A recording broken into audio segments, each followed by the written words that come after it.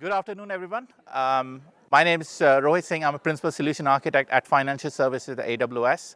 I'm delighted to be joined by Jason West, Group Director, Real-Time, and Ed Johnson, Real-Time Architect. And we'll be talking about the LSEG transformative journey, how they are evolving market intelligence at massive scale. So by massive, I mean, they're working with some really big numbers. We'll start the agenda with a quick look at the capital market ecosystem, the challenges it faces, a system which is always running, and we will soon see exchanges running 24/7. That would further explode the volume of market data that is produced. Then Jason will take stage and will share the LSEG partnership journey with AWS, how the key business drivers, strategic decisions, and impressive results they've achieved working with AWS. And then, of course, Ed will take stage to dive deep into the metrics signals platform, the technical backbone that enables sophisticated market intelligence at scale. Finally, we'll wrap up with key outcomes and takeaways, things that you can apply with your own organizations. It's going to be a really exciting journey through innovation at scale. By the end of the session, you will learn how LSEG have designed a serverless solution that operates at scale. We are talking about some really big numbers. We're talking about 274 billion messages processed and delivered globally. We are talking about 75 petabytes of historical tick data. And then we're also talking about 90 million plus market instruments. So focus of the session, of course, like I said, metric signals platform. Ed will walk us through how LSEG designed the serverless solution to work at extreme scales. No more headaches with traditional infrastructure, no more managing the scaling of that. This solution scales seamlessly and cutting infrastructure costs by up to 5 times. So a solution that also offers flexibility as the market conditions change, as we're seeing right now, and how it leverages genAI using Amazon Bedrock to provide market insights. So we are dealing with hundreds of exchanges, each producing massive amount of data around the clock. And then we have aggregators like London Stock Exchange Group. They have the challenging task of getting all this data, processing it, and distributing it around the globe. And then we have the consumers, the banks and hedge funds who then need this data to make trading decisions. Just think about the scale, 575 distinct sources, each with their own format, protocol, and timing requirements. And this, in grand scheme of things, this represents trillions of dollars of market trading every day.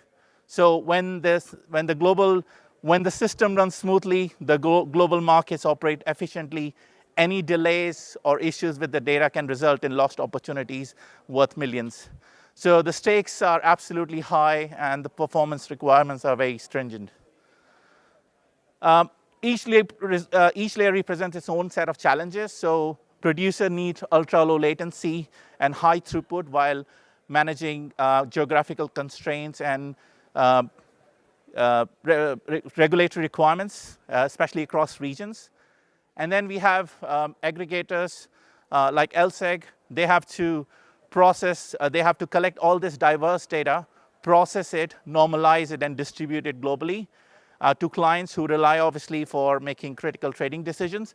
And then consumers require secure access and the ability to then process, analyze data at petabyte scale, all to be delivered in a cost-effective manner.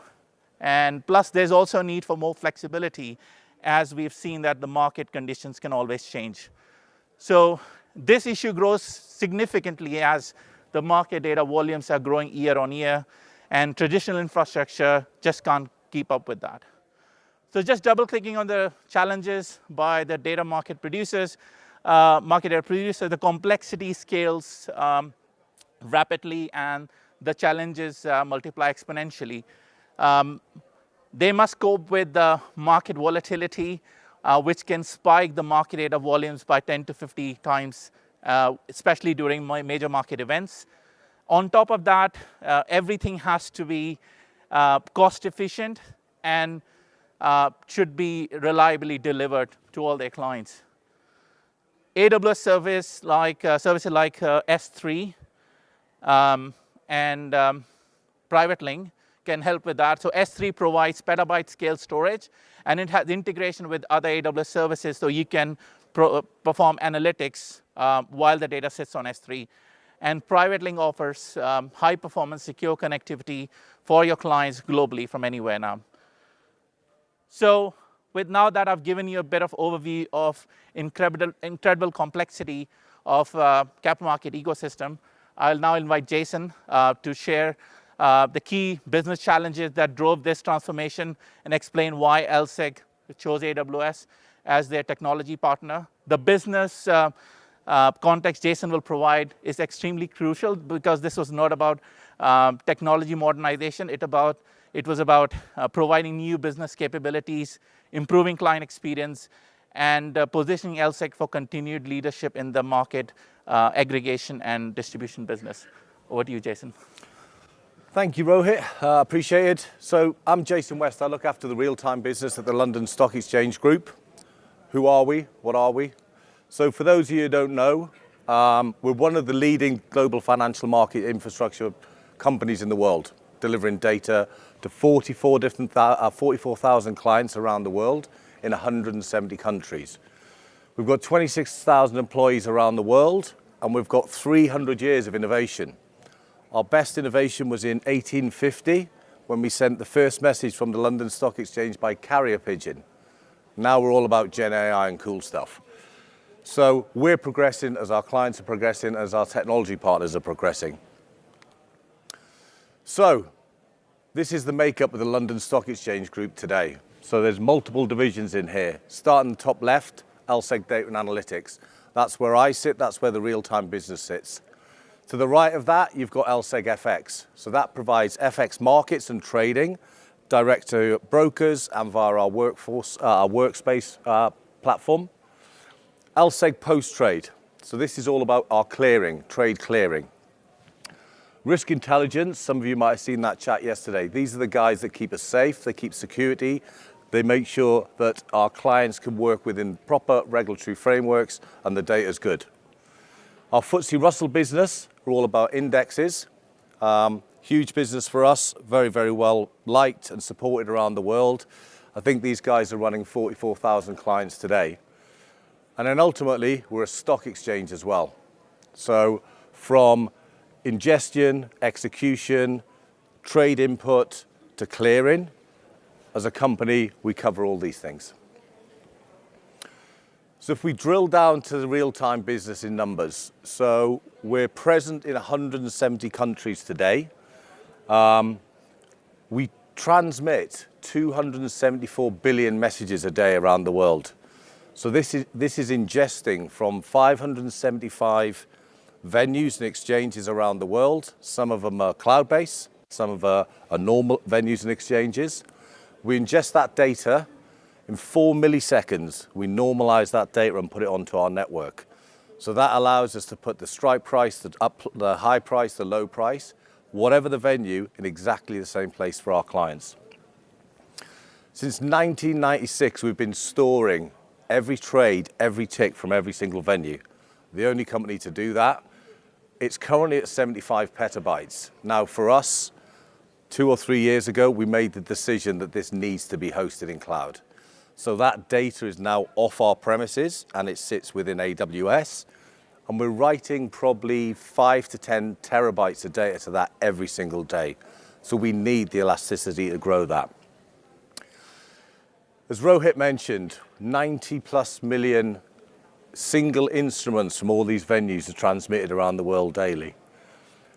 We're taking on or upgrading 150 to 200 new venues around the world. That's part of our aggregation within data and analytics.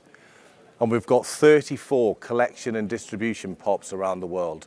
That's where we collect our data from the venues and the exchanges, normalize it, and then distribute it onto our network. So, the unprecedented scale of modern financial markets. I think over the last couple of years, we've seen some pretty big trends. COVID was one. The market sort of flatlined a bit. Ukraine and Russia conflict saw a 40% increase in data rates. That did not go back down, and it hasn't gone back down. If we look to the US legislation and tariff wars, that pushed us up to nearly 20 million messages a second on our backbone. We've got the capacity for it. We've got 20 to 25% scale within our environment where we collect and distribute that data. But this is just getting bigger, right? We're right into our tick history store constantly. We're right into our PCAP store. Plus, we've got to get these messages around the world to our clients. Low latency, high throughput, no jitter, delivered on time. You know, we're being really, really relied on to do this. So we expect this to grow. There's more and more venues coming online. There's more and more of our clients now working with genAI, data scientists, data engineers, all analyzing, sucking up and hoovering this data, trying to find alpha, trying to trade smarter, trying to beat other people into the markets. So we had to come up with a plan to deal with this. So we have scaled on our core network and infrastructure and backbone, plus we're storing all this stuff. The reason we store it is our clients don't want to. If you have a look at infrastructure costs today, for all of those that are in that game, you don't want to throw horsepower at this problem. You need to run at scale, both up and down. So addressing the business challenge. So legacy on-premise infrastructure is a problem for most people. You're either going to replace it every 3 to 5 years when it's amortized down, or you've got to ship more of it into your data centers. Your colos are costing you more money. How do you deal with this? So at LSEG, we took the decision for our historical data to be moved out, and we shut down that environment, which is great for us. That moved us from a CapEx model to an OpEx model, easier to maintain. Exponential data growth. We see it daily. It's just growing and growing and growing. We don't know where it's going to be. We're predicting that we're at 20 million messages a second today. By 2029, that's going to be 50 million messages a day. It's going to be a hard case to cope with, right? Customer demand for real-time insights. So in a previous role, I worked at a tier 1 investment bank. Our head of the FX desk came to me one day and said, I want to be in this venue. I was like, great, give me $500,000 in 9 months and I'll build it. That's not good enough these days. You've got to be able to get your clients, your partners, and your desks into the market as fast as possible. Cost pressures in competitive markets. Everyone's looking at margins. I'll be honest, I think our data is the best data in the world, but I do have competitive issues with that. So I've got to make it cost effective for me and for our clients. And then need for innovation velocity. We have developers that code and execute during the day, 5 to 10 times a day they're doing releases. We've got to make those right for those markets. So the transformation journey. So historical data migration, tick history, PCAP. We originally stored all this stuff as CSV files, huge amounts of data. We've now changed that to Parquet format. It's easier to interrogate. It stores a lot smaller, helps us on our costs, allows our clients to get to that data quicker. Real-time platform development. So in our 34 locations globally, we have to be able to scale when the markets move, and we do. We have a very good capacity forecasting team. We've got 20 to 25% headroom in all of these places. But even as the guy that runs real-time today, I've got to look at the next generation. How am I going to be able to scale 30, 40, 50% when it's required? Matrix signal platform and large scales ETL. So this is the brainy guy, Ed. He'll be covering this stuff shortly. So if we look at cloud native data and feeds across the latency spectrum, the data and feeds business within LSEG delivers this front to back. So ultra low latency all the way up to quant data solutions, price and reference data sets, historical this side, low latency this side. As you can see along the bottom, these are some of the AWS products we're using today to help us facilitate our move as we grow into the markets. So the business outcome, geographic expansion is huge for us. Our clients expect us to meet them wherever they are. The push for us now to deliver in some countries around the world, especially in regulated countries where we have to live, the data has to live and reside in that country, and it has to be operated in that country. We work with multiple partners, we work with regulators, we work with central banks, and we work with cloud providers as well. Faster onboarding. For some of our products, it used to take us weeks to onboard. Now we can get a client up and running in 2 minutes with an email for our real-time optimized product. That comes out of AWS. It's 3 updates a second, trade safe. People using low latency trading won't particularly use that, but for wealth funds, hedge funds, they're happy to use that type of data. On-demand capacity for scale. So when the markets moved in April this year, we had lots of clients phone us up and say, can you please conflate this data? Our applications are choking, we can't deal with it. So within our distribution POPs for each one of those clients, we reduced the update rate from full tick to maybe 4 updates a second, 5 updates a second. When the market stabilized, we switched it back up to full tick. That gives us that ability to do that within our public and private clouds. And accelerated innovation cycles. I think we've all seen the craze of genAI, faster chips, NVIDIA. Everyone's striving to get in these markets quicker, do smarter things with data. We've got to be smart as well to help our clients do what they need to do. So we work tirelessly with our technical teams, our architects and our developers to make sure we're ahead of the market. So what I'd like to do now for the main event is hand over to Ed Johnson, one of our real-time architects. Thank you. Thanks, Jason.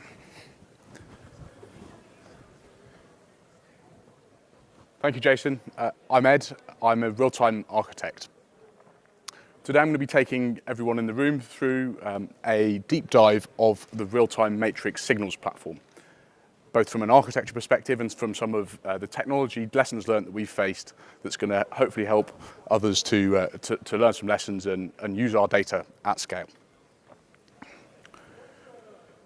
So as an initial start, it helps us to understand a little bit about what LSEG's real-time platform is from a technical perspective before we kind of get into some of the specifics around our matrix signals environment. For the non-market data experts in the room, and there'll be a few of you, I'm sure, LSEG real-time is a huge, globally distributed, stateful, first in, first out message bus. That message bus sits not only across one stream of data, but across every single market instrument that we transmit in the world. So that's just not just one stream, but 90 million of them. There's an example on the slide there. You can see that's that's our RIC, our instrument code for NVIDIA, which is, as many of you will know, one of the most liquid and most traded instruments in the United States market, and that represents one of our streams of data. But we have a first in, first out, low latency queue that delivers that data from our collections estate through our core infrastructure and out to our distribution locations to our customers in the fastest way possible. As part of that service, we also add value add and analytics data in the stream to make that data available natively as well to customers. And we're also normalizing that data, so putting it wherever the venue in the world is that has provided that price, we'll put it into our LSEG format, and it's then the same API and the same data structure, no matter where in the world you're receiving that data from. The challenge for us today, and what we're going to deep dive into, is being able to understand how these 90 million streams overlap, detect hotspots at scale, work out where in our infrastructures they overlap, and respond to that in the market in a much, much faster, more optimized way. As part of this transformation as well, we've also delivered over 5 times cost reduction in the cost of ownership of detecting these signals in the market. Brief analogy for everybody, just to take it out of the technical realm. It's quite straightforward. If you think of LSEG real time and our feed as a river of data, imagine each stream kind of sits within that river. All 575 global stock exchanges, trading venues and other contributors feed almost as tributaries into that river of data. And our customers sit alongside on the banks, if you like, observing that stream as it comes past. At the bottom of the river, and Jason mentioned it earlier, we have basically what you could think of as a lake, which is our tick history product, and that provides the captured version of that stream of data right back to 1996, with the 75 petabytes plus of data in that S3 format in Parquet. So it might be useful for some in the room, and we'll come back to that analogy as we discuss. So LSEG real-time is the river, and our tick history product is the lake at the end of it.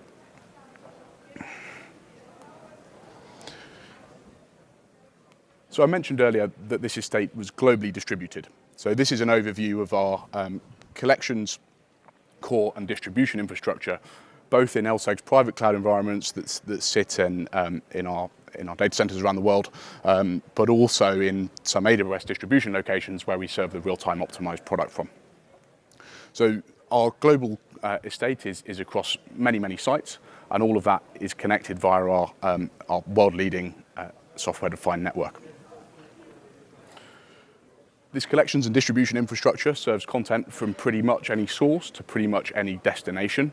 So you can consume data from the United States in Asia and vice versa.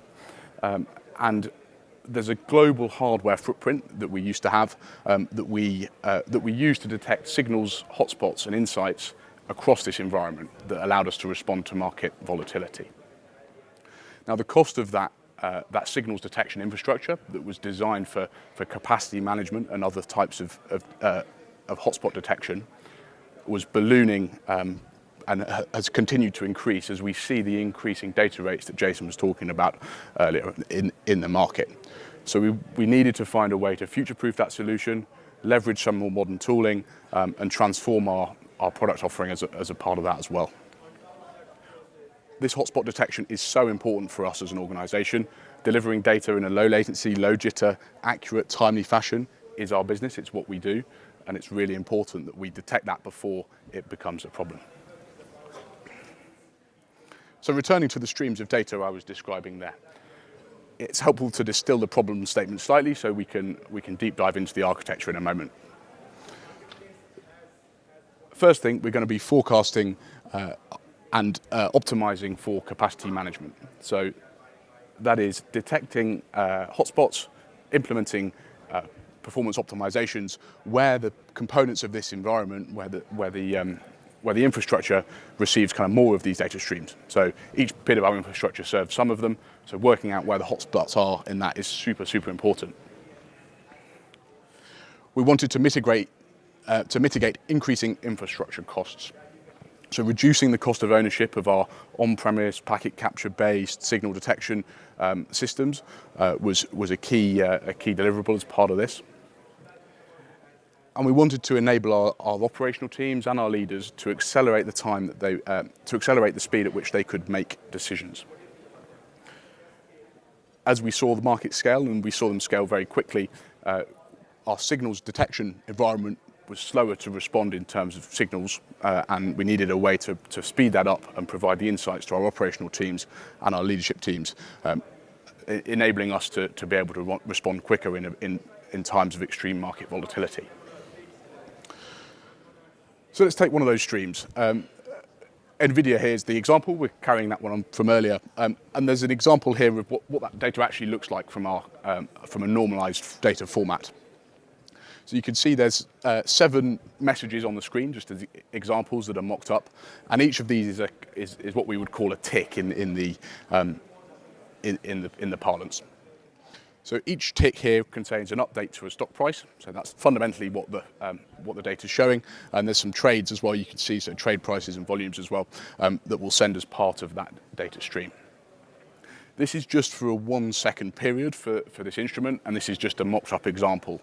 We'll have many instruments in our environment that may have a set of data that is sending these ticks over 10,000 times in a single second. As you scale that across the 90 million instruments we have, you can immediately see where the problem of scale comes in and the amount of work we have to do to make sure that this environment is super performant and super optimized. In addition to the data you see on the screen, there's also value-add data and analytics that we will package up with the feed, and it's all sitting in the same format no matter the trading venue, as I mentioned earlier. One thing to note from a kind of market data perspective, this is only meaningful if this data is ordered. So it has to arrive in the right order, otherwise the stock price is incorrect. So you've got to make sure that it arrives in the right way. That's where the first in, first out came from. So let's dive into some architecture then. So you see our collections core and distribution infrastructure that forms our low latency on-premise environment for full tick data.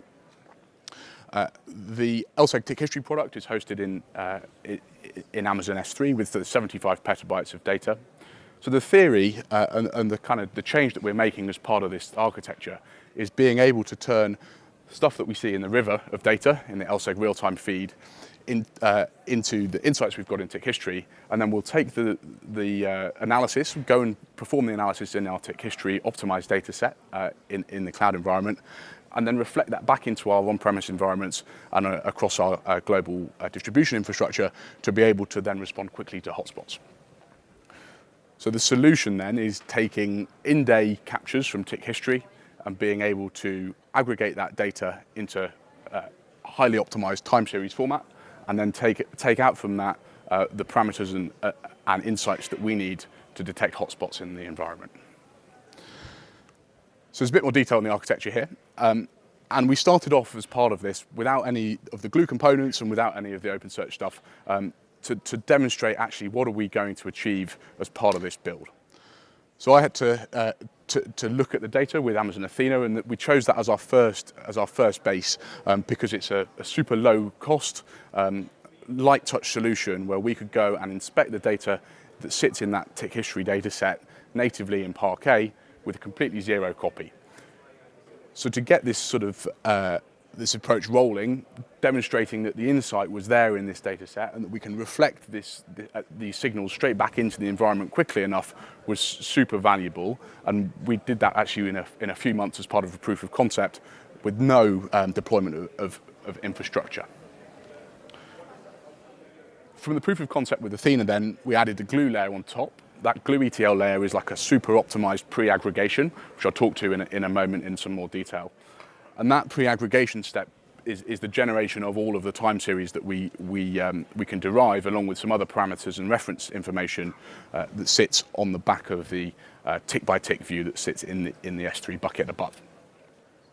We then index and embed that data as part of our the Amazon OpenSearch pipelines, which then makes that available to internal use cases and then also other parts of the organization.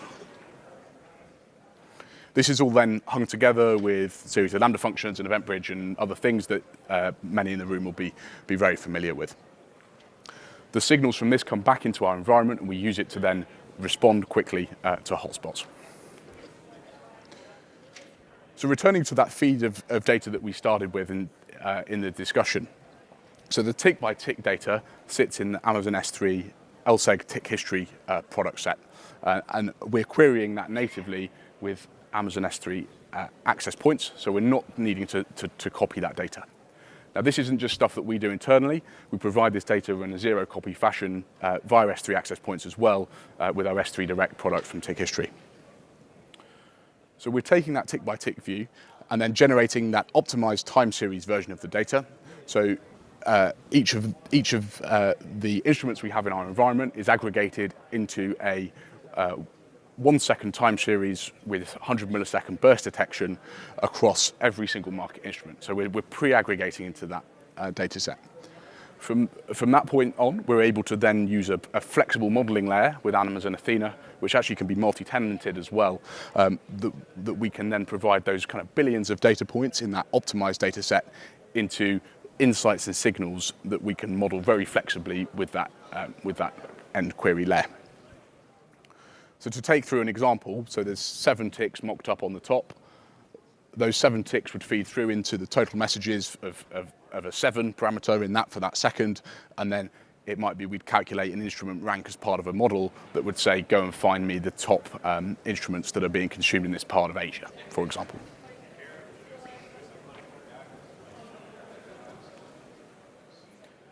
So I'm going to take us through 3 specific dimensions of this architecture that bring it into a little bit more detail and hopefully provide some lessons learned.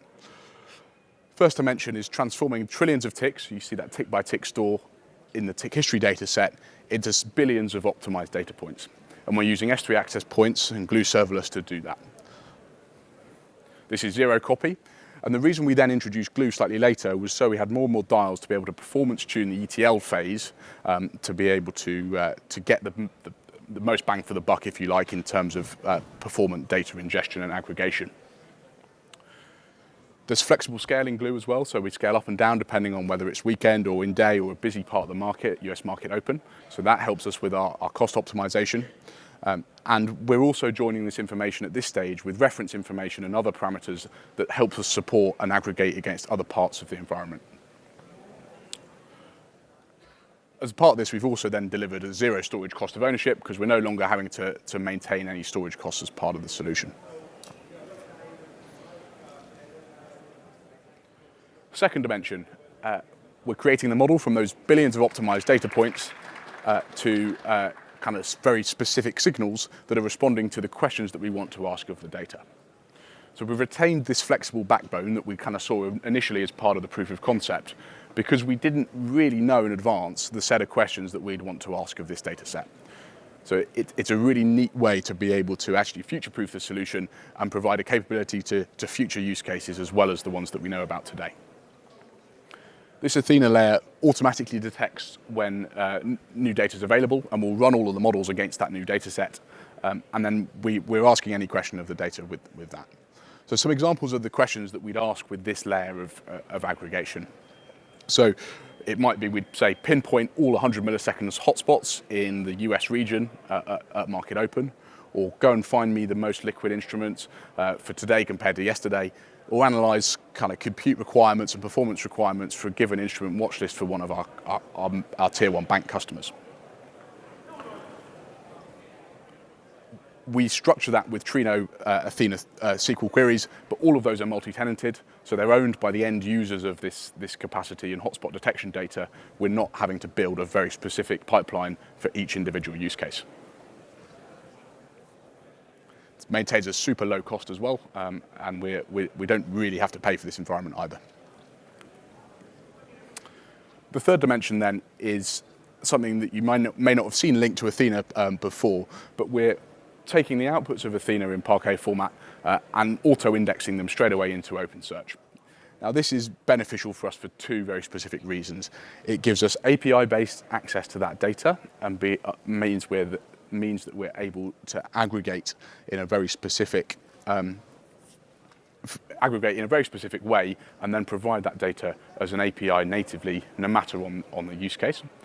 So we're indexing that data so we can provide quick insights and serve that via an API. In addition to that, we're also then making that data available in Bedrock for knowledge-based use cases, so that we can get the embedding results of the data and actually detect hotspots, but also correlate those hotspots in a genAI native way that's future-proofed for the technologies that are available in Bedrock.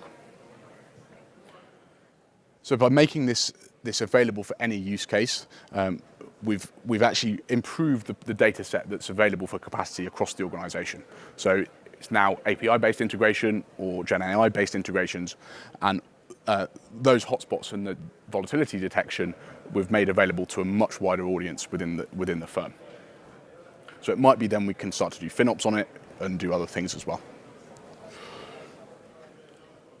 As a final bit of explanation for this, and you saw on the first slides around volatility, that unexpected news in the market drives volatility for us. So when we see that, having a quick and easy way to correlate that volatility information with market-leading news that we provide for financial services customers from Reuters is super valuable. So we've added a news correlation layer as part of this solution. So we're not only saying there was a hotspot, but we're able to also explain why there was a hotspot. That's something that is only available from a genAI type summarization and RAG perspective. Finally then, multi-tenancy and being able to do this at scale. You might just be wondering how we're doing that with Athena. Very straightforward. We're just putting it through Fargate and making those authenticated APIs available, but in a safe, structured way to different users within the organization. So that's helping us with that part as well. So let's take a signal detection from end to end. So we've got that tick-by-tick data, which ultimately is in our AWS Glue serverless aggregation job. And that's pre-aggregated. We've got that data available then for every market instrument to be able to detect and ask any question we want of that data. So there's an example instrument there that might have 5,000 messages in a given second, of which 4,000 of those will have appeared in a 100 millisecond burst within that second. From that Glue serverless job, we'll then auto-run our hotspot detection model as part of the Amazon Athena SQL approach. So we'll detect unusual bursts in the data flow, and in this case, we're saying we want to look for hotspots where there's a proportion of burst messages that are significant above the total available. From that point, we'll then auto-index the output of all of that, so find all the hotspots and then auto-index all the hotspots to trigger burst-based monitoring via an API. So it's a very quick model detection on new data, followed by auto-indexing, which is super straightforward as well. And that indexing is then made available via an API-based view, which we then kick off to take infrastructure action, specific monitoring actions, or burst remediation as part of that environment. So from end to end, we're able to aggregate this data from tick-by-tick view in a really efficient, super cost-effective way without copying any data around our environment. But we're doing this at a scale where we're touching all 90 million instruments in the environment, which is something that asking this question of every single one individually, we would never have been able to do in the past. So returning to the end-to-end architecture then, we've got a ability to take the tick-by-tick data, aggregate and analyze that data with Glue. So there's a sort of a cost to that, but it's managed. And then we model that data through Amazon Athena as part of a flexible querying layer. And then we'll index and embed that as part of our Amazon Bedrock and Fargate delivery mechanisms. So the purpose of this has been to be able to deliver real-time pattern and anomaly detection at scale. And we're doing this as soon as the data is available for us in that S3 bucket. The scale we're talking about is trillions of messages into key insights. And from a storage perspective, infrastructure cost perspective, and a time to signal perspective, I'm going to deep dive into these slightly. So we were maintaining on-premise hardware for packet capture across this signals environment, which was very, very expensive to maintain and support. We've reduced the storage costs to basically negligible over that estate to effectively a 97% reduction using the data that's available in S3 already. The cost of infrastructure, we see reducing the cost of that and using scalable Glue jobs and some of the enterprise capabilities that exist in our AWS environment means that we've delivered about an 82% reduction in infrastructure cost as well. And on top of that, the time to signal we've reduced from 3 days in the worst case if we're looking for specific data points, right down to a 30 to 45 minute window, which is completely revolutionary for how quickly we can respond to hotspots for our customers. This is all a serverless first architecture, so we're not having to maintain OS images and patching and all those other things that's expensive operationally. So from an operational cost perspective and by leveraging the cloud data approach here, we've been able to completely reduce our operational expenses too. We're very optimistic that this can scale as well as we see the number of messages in the market approach 50 million messages per second by 2050, or 2030 rather. Apologies for the floating T on that bubble. So we've been enabled by this AWS technology to address a kind of a wider range of organizational challenges than just capacity management. And this kind of sums up the overall thing we've done. We would have been able to address capacity management by investing in the existing approach. What we've actually done in this case, though, is add a load of other benefits on by just changing the architecture and using some serverless tooling. And we've been able to make the most of the many innovations that have happened in the big data space over the last 10 years that previously we have not been accessible to us from a kind of low latency platform perspective. So we've improved capacity management, but I'm going to just touch on some specifics around the other things we've been able to do. So as I mentioned earlier, we're leveraging Bedrock to enrich the hotspot detection with specific market news and insights from Reuters news data that explains why there's hotspots in addition to the fact that there is some.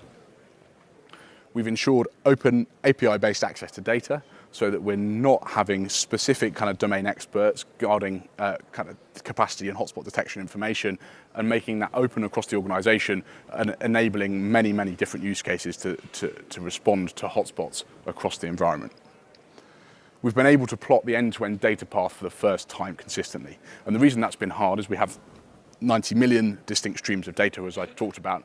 Working out where those are flowing from and to is a very large big data problem for us. So being able to plot that path from top to bottom is super helpful, and we've been able to do that across every market instrument for the first time. Enabling FinOps for market data consumers, that's really important. So how we better optimize our environment to put our biggest infrastructure in locations where there's the most volatility is super valuable. And then we've been able to reduce the time for new customer onboardings, which is very important as part of our product experience, because we were able to deliver more accurate, more targeted estimations of bandwidth, capacity requirements, last line connectivity in a few minutes versus the multiple days it used to take us in the past to go and get that data out of the old signal systems. It's been a good journey. We've learned a lot. Proof of concept infrastructure and proving this to the organization meant that Jason and others had the confidence to fund it to delivery.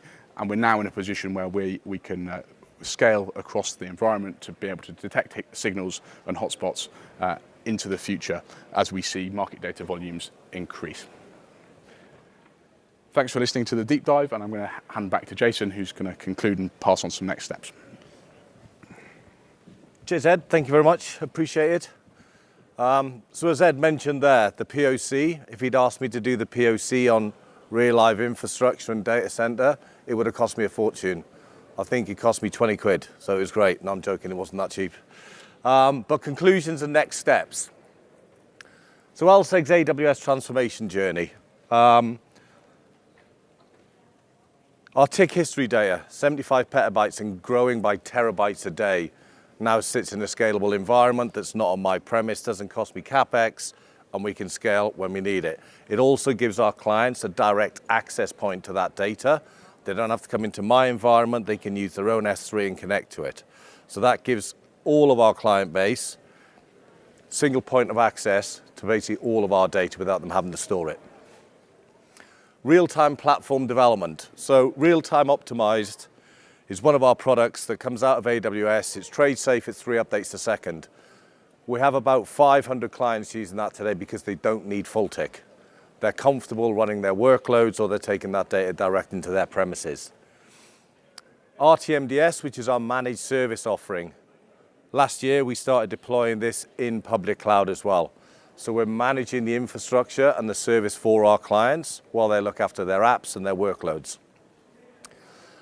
And then with the release of private link connectivity last year by AWS, I have 6 regions globally. I can now interconnect to any AWS region using their backbone, their infrastructure, without my clients or myself having to get involved in procuring telco lines. So that helps us get to the market a lot quicker.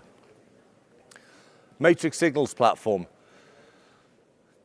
Great, invention by Ed and some other smart guys in our organization. This allows us to focus on capacity management and scaling. We know where the hotspots are, we know where we need to invest, and we know where we need to scale up. So hopefully we'll continue the build, and it'll exist for the lifetime. And then advanced optimizations. So like I alluded to, we're a data company, we're not a telco provider. Wherever I can get my data to my clients quickly, fairly cheaply and easily without me having to do it, I'm going to take that option. So the release of cross-region private link last year to the 34 AWS regions is great for me and my clients on AWS. Works for us, enabled us to get our data out quicker and faster. Everyone's happy. So this is some of the transformations we've done in partnership with AWS. And yeah, we'll continue to work with these guys and see how we get on. So I think I'm handing over to Rohit now, who will give us the last summary. Cheers, Rohit. Cheers, thank you.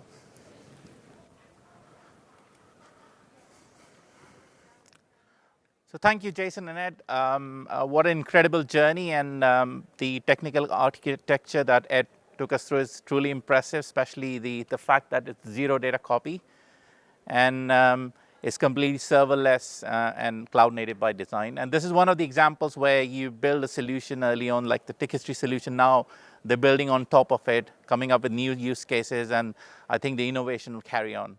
So just coming on to a bit on the GenAI side of the equation. So metric solution is kind of demonstrating the GenAI potential for financial services, one of the examples. So having an AI system that can correlate market events with Reuters news.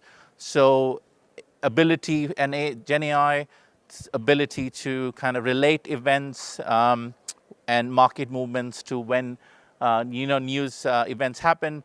And then these are, we're talking about some major events, and this is not something you can operate, a business analyst can do or spot at this pace and at that scale of data. And then also ability to kind of recognize patterns when we have 90 million plus instruments simultaneously. The ability to, finding connections and hotspots and trends which are not possible for, a human to identify. And then obviously the metrics platform is providing actionable operational intelligence for the team to kind of prepare themselves when those events happen in a much quicker fashion. So this is one of those problems that is truly solved by GenAI when you're transforming a very large amount of data and into actionable intelligence, and especially at this scale and this speed, which is unimaginable just a few years ago if you were to kind of use another system to do it. So I mean, the LSEG team are using GenAI. It's just not nice to have. They're actually using it to fundamentally transform the way market intelligence works. So these are some of the resources, AWS services and features that will be relevant to our capital market customers. So some of the things our LSEG team is using. So things like low latency outposts, things like the microsecond timestamping ability on EC2, and these solutions are continuing to coming out. We also included a couple of links to the LSEG solutions which are featured in today's session. So do try and I'll probably pause here for a second if you want to take a picture of those QR codes. So with that, I would like to thank you for attending this session. LSEG's incredible journey, of what exactly they've managed to achieve at this massive scale. An example of when you combine visionary leadership, the right cloud platform, and a collaborative partnership approach. So the AWS services which LSEG team are using are available, ready for customers to try and build the next generation financial solutions. The organization which are embracing the ability to start using these services, the innovation will be the market leader of the future. And we'll be around later on to answer any questions, any specific discussion you want to have about a specific challenge or opportunity.